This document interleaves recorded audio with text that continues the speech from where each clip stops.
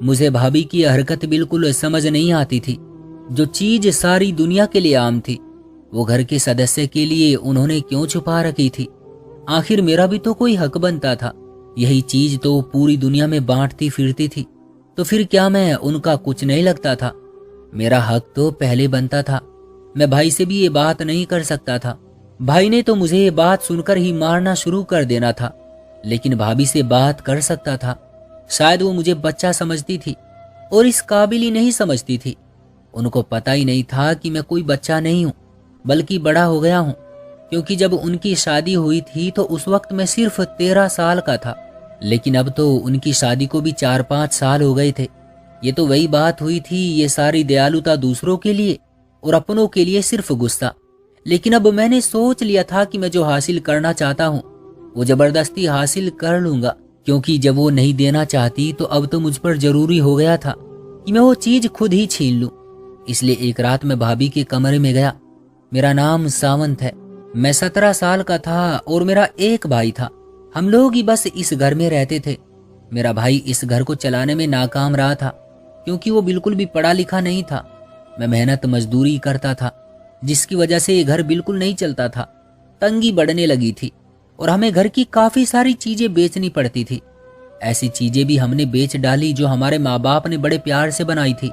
भाभी के दहेज का सामान भी बिकने लगा।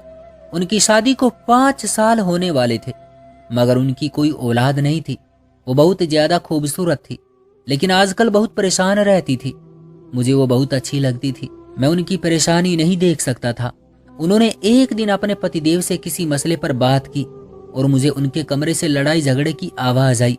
तो मैं जाकर दरवाजे से कान लगाकर खड़ा हो गया और उनकी बातें सुनने लगा। अच्छा, अब ये दिन आ गए हैं कि तुम ये सब कुछ करोगी? तुम्हें क्या लगता है कि तुम खूबसूरत हो तो मैं तुम्हारी हर बात मानूंगा?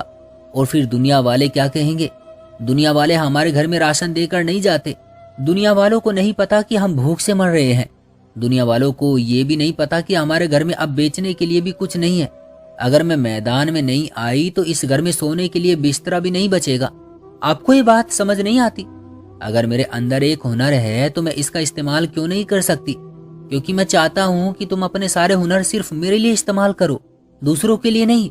मैं तुम्हें ब्याह कर लाया हूँ, तुम पर सिर्फ मेरा हक है। तुमको जलील होते हुए नहीं देख सकता। मेरी भाभी का कहना था कि इसी तरह मेरी भी आपके साथ शादी हुई है और आपके ऊपर सिर्फ मेरा हक है, और मैं भी आपको जलील होते हुए नहीं देख सकती। आपकी उम्र ज्यादा नहीं है, लेकिन टेंशन लेकर अब आप बूढ़े लगने लगे हैं। मुझे आपको देखकर अफसोस होता है। मैंने जिंदगी भर आपसे कुछ नहीं मांगा, फिर भी आपकी हालत ऐसी हो गई। लोग तो यही कहेंगे ना कि इस औरत से शादी करने के बाद सुरेश की सारी खूबसूरती और सेहत बर्बाद हो गई है, जबकि आप खुद बताएं कि इसमें मैं कितनी शामिल हूँ। मैंने तो आपके साथ कभी किसी भी चीज के लिए जिद नहीं की। मैंने तो आपसे वो भी नहीं मांगा जो मेरा हक है। मेरे भाई की आवाज नहीं आ रही थी। शायद वो मेरी भाभी की बात मानने को तैयार था। उसने कहा कि ठीक है, तुम ये काम शुरू कर लो, लेकिन अगर इसमें फायदा ना हुआ तो फिर हम ये काम नहीं करेंगे। मेरी भाभी का कहना था कि कितना फायदा? तो मेरे भाई ने कहा कि इतना फायदा होना चाहिए कि तुम्हारा वक्त अगर जाए तो तुम्हें अफसोस ना हो। तुम ये ना कहती फिरो कि मेरा टाइम बर्बाद हो रहा है। मेहनत भी इतनी ज्यादा कर रही हूँ और कुछ बन भी नहीं रहा है। पर मेरी भाभी का कहना था कि मुझे पूरा यकीन है, मुझे अपने ऊपर इतना भरोसा है कि 1 महीने में हम इतने सारे पैसे कमाने लगेंगे कि हमारे घर की सारी चीजें पूरी हो जाएंगी। मेरे भाई ने कहा कि ठीक है, मैं तुम्हें ये मौका देता हूँ, ऊपर वाला करे कि ऐसा ही हो। बड़े भाई की बातें कुछ समझ नहीं आई, लेकिन इतना समझ आ गया कि भाभी कोई ऐसा काम करना चाहती थी जो भाई उनसे नहीं करवाना चाहते थे। लेकिन भाभी को खुद पर बहुत भरोसा था। मैं तो इस बात में खुश थी कि अगर इस घर में पैसे आएंगे तो जाहिर है अच्छी चीज भी आएगी, मुझे भी जेब खर्च दिया जाएगा, क्योंकि मैं तो काम करता ही नहीं था और मेरा जेब खर्च बंद कर दिया गया था। इस घर में तो ढंग का खाना भी नहीं बनता था। शादी के शुरू में मेरी भाभी बहुत अच्छे अच्छे खाने बनाती थी, लेकिन दाल को कोई अच्छे तरीके से भी बनाए रहती तो दाल ही है। पर फिर भी समझ नहीं पाया था कि भाभी क्या करेगी। जहां तक मुझे पता है वो भी पढ़ी लिखी नहीं थी। शायद उनको हिंदी पढ़ना और लिखना तो आता था, भाई को तो इतना भी नहीं आता था, लेकिन फिर भी क्या कर सकती थी? औरतें घर में क्या कर सकती हैं? ज्यादा से ज्यादा बच्चों को पढ़ा लिखा सकती हैं या फिर कपड़े सी सकती है। भाभी को तो कपड़े भी सीने नहीं आते थे और उनके पास तो मशीन भी नहीं थी। मेरी भाभी के कानों में सोने की बालियां थी, जो उनके पास आखिरी थी। अगले दिन वो भी उनके कानों से गायब थी। दरअसल मैं उनको काफी गौर से देखा करता था, इसलिए मैंने फौरन पहचान लिया। मैंने कहा कि वो कहाँ है। उन्होंने कहा कि इसको बेचकर तो मैंने कुछ सामान लिया है, मैं इससे कारोबार करना चाहती हूँ। मेरी भाभी ने बर्गर बेचने का काम शुरू कर दिया। अपने ही घर के आगे वो रेहड़ी लगाने वाली थी, लेकिन इस तरह से लगाने वाली थी कि वो घर के अंदर खड़ी होती और अंदर खड़ी होकर ही काम करती, यानी कि खिड़की के आगे। मैं हैरान था कि भाभी को इस काम की इजाजत कैसे मिल गई, लेकिन जब इंसान भूख से मर रहा होता है तो शर्म से तो उसका पेट नहीं भरता। मुझे लगा कि भाई मुझे भी कहेंगे कि भाभी की मदद करना, लेकिन उन्होंने मुझे ऐसा कुछ भी नहीं कहा था। हम जिस मोहल्ले में रहते थे यहाँ 300 से 400 घर थे और हमें यहाँ पर सब लोग जानते थे। दरअसल मेरे बाबा की किरियाने की दुकान थी, इसलिए हम लोग यहाँ पर काफी मशहूर थे। लेकिन फिर हमारे पास इस दुकान में सामान डलवाने के पैसे नहीं रहे और वो दुकान भी खत्म हो गई। मेरे भाई ने मजदूरी करनी शुरू कर दी, माँ इस दुनिया से चली गई और मेरी पढ़ाई भी बीच में ही रह गई थी। ये मोहल्ला हमारा अपने घर जैसा था। यहाँ पर हमें इस बात की तो शर्म नहीं थी कि हम कोई चीज बेच रहे हैं, लेकिन अजीब तो लगता है। भाभी को भी पहले दिन बहुत अजीब लग रहा था और अभी तक तो कोई एक भी ग्राहक नहीं था। लेकिन फिर कुछ बच्चे आने लगे और आहिस्ता आहिस्ता शाम होने लगी। उनका सारा माल बिक गया। वो बहुत ज्यादा खुश थी। रात को उन्होंने सामान के पैसे अलग करके जब प्रॉफिट निकाला तो हम लोग तो हैरान रह गए। ये तो पूरे 2500 रुपये बनते थे। भाभी ने कहा कि मुझे तो खुद अंदाजा नहीं था कि ये 2500 रुपये होंगे। मेरे भाई ने कहा कि इसमें से सामान के पैसे भी तो निकालो। जब मेरी भाभी ने उसको बताया कि सामान के पैसे निकाल कर ये 2500 हैं, तो भाई का भी मुंह खुला का खुला रह गया। उसको यकीन नहीं हो रहा था। मेरी भाभी ने सारे के सारे पैसे मेरे भाई के हाथ पर रख दिए। भाई की आंखों में खुशी के आंसू आ गए। उसने कहा कि तुम ठीक कहती थी, जो तुमने कहा तुमने तो कर दिखाया। अगर इसी तरह रोज पैसे बनते रहे तो हमारे हालात तो बहुत अच्छे हो जाएंगे। और भाभी का कहना था कि अभी मुझे कुछ चीजों की जरूरत है, जिसमें कुछ ऐसी चीजें हैं जो हमें ऑर्डर पर बनानी पड़ेगी, ताकि हम लोग चीजों को सुरक्षित रख सके और कम तेल इस्तेमाल करके ज्यादा माल तैयार कर सके। मेरे भाई ने कहा कि ठीक है, जिस काम से पैसे कमाने हैं उसमें पैसे लगाने में कोई हर्ज नहीं है। मेरे भाई ने मुझे भी 200 रुपये दिए और मुझे याद भी नहीं था कि आखिरी दफा मुझे मेरे भाई ने 20 रुपये से ज्यादा कब दिए थे। तो मैं भी काफी खुश हो गया। गली से गुजरने लगा, जब देखा सारा मोहल्ला मेरी भाभी के बर्गरों की तारीफ कर रहा था। यहाँ तक कि मेरे दोस्तों ने कहा कि तेरी भाभी तो बहुत अच्छे बर्गर बनाती है, तेरे घर में कितने मजेदार बर्गर मिलते हैं, हमें तो एक बर्गर खाने के पैसे मिलते हैं, वो भी मुश्किल से, तू तो 10 भी खा सकता है। मैंने जब ये बात सुनी तो मैं दिल में सोचने लगा कि मैंने अभी तक एक भी बर्गर नहीं खाया है। सोचा कि आज ही जाकर खाऊंगा। जाहिर है घर की चीज है, मैं तो मुफ्त में खा सकता हूँ, मैं तो 3-4 खा जाऊंगा। मेरे दोस्तों का कहना था कि इतने मजेदार बर्गर तो किसी बड़ी दुकान पर भी नहीं बनते हैं, तेरी भाभी के हाथ में बहुत जायका है यार। मैं भी काफी पुरउम्मीद हो गया और मैंने सोच लिया कि आज ही कहूंगा कि मैंने खाना नहीं खाना। घर गया तो मैंने कहा कि बहुत भूख लगी है। भाभी ने कहा कि खाना तैयार है, आज बड़े दिनों बाद हमारे घर अच्छा खाना पका है, मैं तुम्हारे लिए खाना गर्म कर देती हूँ। मेरी भाभी किचन में चली गई और खाना गर्म करने लगी। मैंने कहा कि नहीं, मुझे खाना नहीं खाना, मुझे बर्गर खाना है। जब मैंने ये बात की तो उनके हाथ से चम्मच गिर गया। उन्होंने कहा कि नहीं, तुम खाना खा लो, तुम्हारे लिए मैंने पनीर की सब्जी बनाई है। तुम्हें तो याद भी नहीं तुमने आखिरी दफा पनीर कब खाया था, तुम पनीर नहीं खाओगे क्या? मैंने कहा कि रात को खाना खा लूंगा, अभी मुझे बर्गर खाना है। आपके बर्गर की तारीफ तो पूरे मोहल्ले में हो रही है, तो फिर मैं क्यों नहीं खा सकता? मैं तो 3-4 खाऊंगा। पर पता नहीं क्यों भाभी थोड़ा घबरा गई और उन्होंने मुझे मना कर दिया। जब उन्होंने दूसरी दफा मना किया तो मुझे गुस्सा आ गया। मैंने कहा कि आप क्यों मुझे मना कर रही हैं? उन्होंने कहा कि देखो, ये जितने का तुमने बर्गर खाना है ना, इतना हमें ये प्रॉफिट मिल जाएगा और हम कोई अच्छी चीज खा लेंगे। मैं उनकी बात पर हैरान था कि आखिर ये किस तरह की बात है। तीसरी दफा मैंने नहीं कहा। मैंने सोचा कि मैं कहूंगा तो उसे लगेगा कि भीख मांग रहा हूं, और मैंने कभी किसी से भीख मांग कर नहीं खाया था। मेरे माँ बाप ने मुझे हमेशा अच्छा खिलाया था। हो सकता है कि हमारे घर में गुर्बत भाभी की वजह से आई थी, क्योंकि जैसे उनकी शादी हुई थी हमारे हालात बुरे हो गए थे, वरना कभी हमारे हालात इतने भी बुरे नहीं थे। मेरे बाबा मुझे रोज के 50 रुपये दिया करते थे और मैं पूरा दिन जो मर्जी खाता पीता था, और अगर कभी पैसे खत्म हो जाते तो मुझे और भी पैसे दे देते थे। सच कहते हैं कि माँ बाप ना हो तो भाई और भाभी तो आपका खून निचोड़ लेते हैं और कभी माँ बाप की जगह नहीं ले सकते। ये सारे घर का काम भी तो मुझसे करवाते थे, ये लेकर आओ वो लेकर आओ, और अब यहाँ पर एक चीज घर में बन रही थी, उसको भी भाभी गिन रही थी। मुझे गुस्सा तो बहुत आया। मैंने सोचा कि अपने भाई को ये बात जरूर बताऊंगा।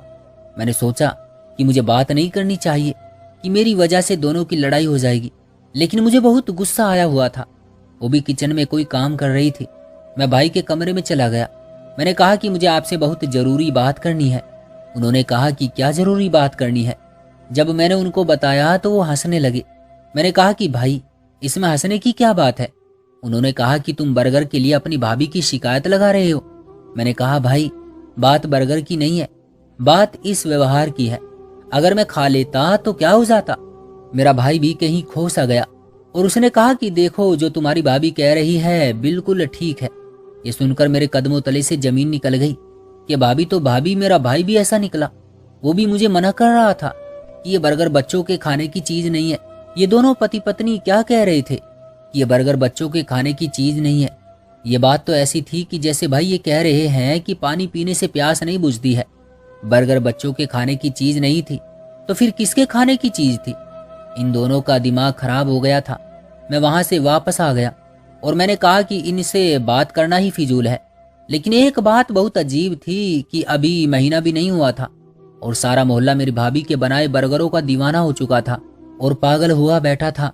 हर इंसान जो भी मेरे पास से गुजरता या तो बर्गर लेने जा रहा होता था और या फिर बर्गर लेकर आ रहा होता था। अब तो उनके पास बहुत ज्यादा बर्गरों के ऑर्डर आया करते थे और रोज 10,000 रुपये बनते थे। अब तो सुबह के 3-4 घंटे में ही 2,500 रुपये बन जाते थे। घर में इसी तरह की चीजें आ रही थी जिनको हमने कभी देखा भी नहीं था। घर में बेड और सोफे की जरूरत थी, लेकिन अब तो एलईडी और वाटर डिस्पेंसर भी आ गया था। मतलब आपके घर में फ्रिज मौजूद है, फिर भी आपने पानी बिजली के जरिए ठंडा या गर्म करके पीना है। ये तो अमीर लोगों के चोंचले हैं ना। हम लोगों के पास तो किसी जमाने में सेकंड हैंड फ्रिज भी नहीं था और इतना कुछ आ गया था। एक दिन तो मेरे भाई ने एक बड़ा सा फोन भी दिया मुझे। उन्होंने कहा कि ये तुम्हारे लिए लिया है। उन दोनों के ऊपर मुझे गुस्सा तो बहुत आया हुआ था, लेकिन मैं फोन लेने से इनकार नहीं कर सकता था।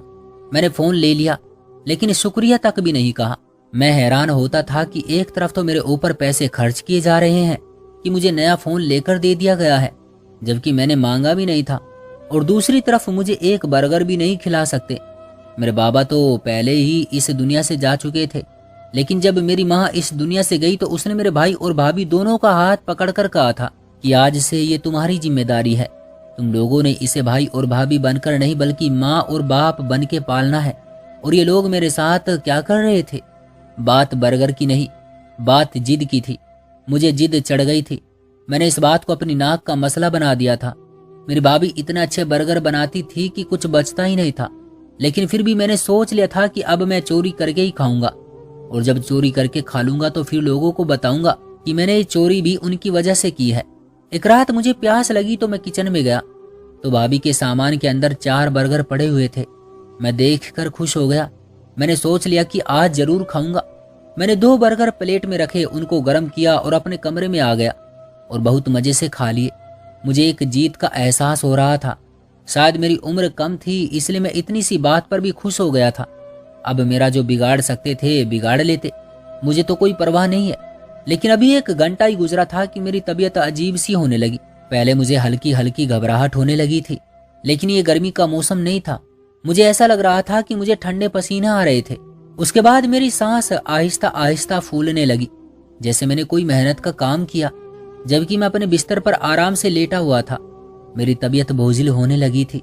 मुझे समझ नहीं आ रहा था कि मेरे साथ क्या हो रहा है। मुझे अचानक से बहुत ज्यादा भूख लगने लगी थी। मैं दोबारा किचन में गया और जो 2 बर्गर पड़े थे वो भी उठाकर खा लिए।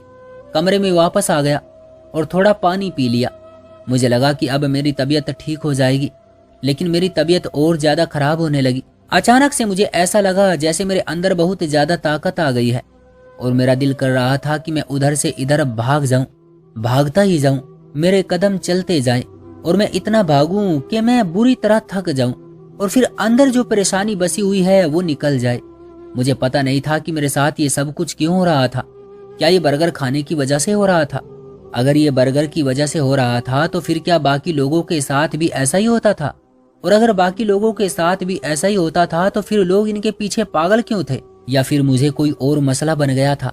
भाई और भाभी के कमरे की तरफ भागा। कमरे का दरवाजा लॉक नहीं था। याद आया कि भाई बता रहा था कि उसे दूसरे शहर जाना है और मैं रात को वहां पर ही रहूंगा। इसका मतलब कि मेरी भाभी घर में अकेली थी। मुझे इस तरह से उनके कमरे में नहीं जाना चाहिए था। मैं कभी भी ऐसे उनके कमरे में नहीं गया था। ये बात मुझे मेरे भाई ने समझाई थी। अगर भाई अंदर होता तो मुझे कोई मसला नहीं था, मैं यूं ही अंदर चला जाता। वापस अपने कमरे में आ गया, लेकिन अब मेरी तबीयत ज्यादा खराब होने लगी थी। मैंने अपने भाई को फोन किया। मुझे पता था कि वो दूसरे शहर में है, आ तो नहीं पाएगा, लेकिन कम से कम मैं उसे बता तो देता कि मेरे साथ क्या हो रहा है।